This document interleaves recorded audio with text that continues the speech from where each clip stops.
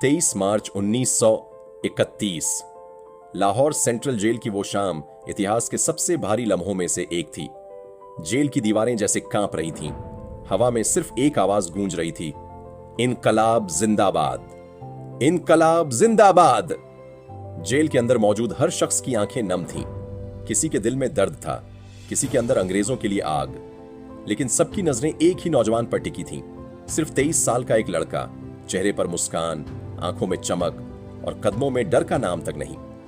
वो थे शहीद आजम। उनके साथ थे उनके दो जिगरी साथी, और तीनों ऐसे फांसी की तरफ बढ़ रहे थे जैसे मौत नहीं, जीत उनका इंतजार कर रही हो। आज पूरा हिंदुस्तान सिर झुकाकर इन वीरों को याद करता है। लेकिन सवाल यह है, आखिर कैसे एक 23 साल के लड़के ने पूरे ब्रिटिश साम्राज्य की नींव हिला दी? कैसे एक नौजवान अंग्रेजों के लिए सबसे बड़ा डर बन गया? कहानी शुरू होती है 13 अप्रैल 1919 से। बैसाखी का दिन। हजारों निहत्थे भारतीय इकट्ठा थे, महिलाएं, बच्चे, बुजुर्ग। तभी अंग्रेज अफसर ने आदेश दिया, फायर! और अगले कुछ मिनटों में जमीन खून से लाल हो गई। चीखें, गोलियों की आवाज और हर तरफ मौत का मंजर। अगले दिन एक 11 साल का लड़का वहां पहुंचा। उसने खून से भीगी मिट्टी को अपनी बोतल में भरा। उस लड़के का नाम था भगत सिंह। उस दिन सिर्फ मिट्टी नहीं उठाई गई थी, उस दिन अंग्रेजी हुकूमत की कब्र खोदने की शुरुआत हुई थी। समय बीता और वो बच्चा बड़ा होकर क्रांति का चेहरा बन गया। बचपन से ही भगत सिंह अलग थे। जब दूसरे बच्चे खिलौनों से खेलते थे, भगत सिंह किताबों से दोस्ती करते थे। उन्हें बंदूक से ज्यादा ताकत विचारों में नजर आती थी। फिर आया साल 1928 के खिलाफ प्रदर्शन हो रहा था। सड़कों पर नारे लग रहे थे, सिमोन गो बैक। प्रदर्शन का नेतृत्व कर रहे थे। तभी अंग्रेज पुलिस ने बेरहमी से लाठी चार्ज किया। लालाजी बुरी तरह घायल हुए। उन्होंने कहा, मेरे शरीर पर पड़ी हर लाठी अंग्रेजी शासन के ताबूत की आखिरी कील बनेगी। कुछ दिनों बाद उनका निधन हो गया।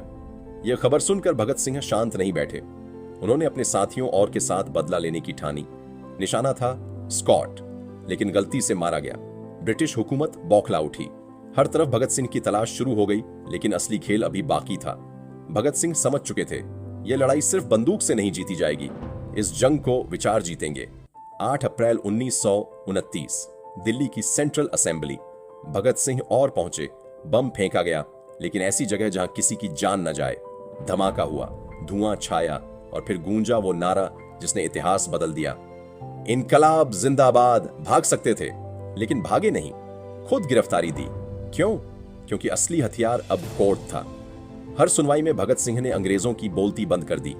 उनकी आवाज जेल की दीवारों से निकलकर पूरे देश में पहुंचने लगी। फिर जेल के अंदर शुरू हुई भूख हड़ताल। 1 दिन, 10 दिन, 30 दिन, 50 दिन ये संघर्ष चलता रहा। 116 दिन तक भूख, प्यास, मारपीट, अत्याचार, लेकिन हिम्मत नहीं टूटी। अंग्रेजों को झुकना पड़ा। अब अंग्रेज समझ चुके थे, ये लड़का कैदी नहीं, तूफान है। फिर आया फैसला। भगत सिंह, सुखदेव और राजगुरु को फांसी की सजा सुनाई गई। पूरा देश सड़कों पर उतर आया। हर तरफ एक ही मांग, भगत सिंह को बचाओ। लेकिन भगत शांत थे। फांसी से कुछ दिन पहले उनकी मां मिलने आई। मां रो पड़ी। भगत सिंह मुस्कुराए और बोले, मां रोना मत, अगर मेरी लाश लेने आओ तो आंखों में आंसू मत लाना, वरना लोग कहेंगे भगत सिंह की मां रो रही है। 23 मार्च 1931 शाम के 7 बजे। अंग्रेज डर गए थे, इसलिए तय समय से पहले ही फांसी देने का फैसला किया गया। जब जेल अधिकारी भगत सिंह को लेने पहुंचे, वो किताब पढ़ रहे थे। बताया जाता है कि वह पर आधारित पुस्तक पढ़ रहे थे। उन्होंने मुस्कुराकर कहा, रुको, एक क्रांतिकारी दूसरे क्रांतिकारी से मिल रहा है। कुछ मिनट बाद किताब बंद हुई। तीनों साथी साथ चले। रास्ते भर एक ही नारा, इनकलाब जिंदाबाद, साम्राज्यवाद मुर्दाबाद। फांसी के तख्ते पर पहुंचकर तीनों ने एक दूसरे को गले लगाया। किसी के चेहरे पर डर नहीं था, सिर्फ गर्व था, सिर्फ जुनून था। तीनों ने फंदे को चूमा और अगले ही पल लीवर खींच दिया गया। एक पल के लिए सब शांत हो गया। लेकिन सच ये है, उस दिन 3 शरीर जरूर खत्म हुए, मगर 3 विचार अमर हो गए। अंग्रेज समझ रहे थे कि उन्होंने 3 क्रांतिकारियों को खत्म कर दिया, लेकिन हुआ उल्टा। भगत सिंह अब एक इंसान नहीं रहे, वो एक सोच बन गए, एक आग बन गए, एक क्रांति बन गए।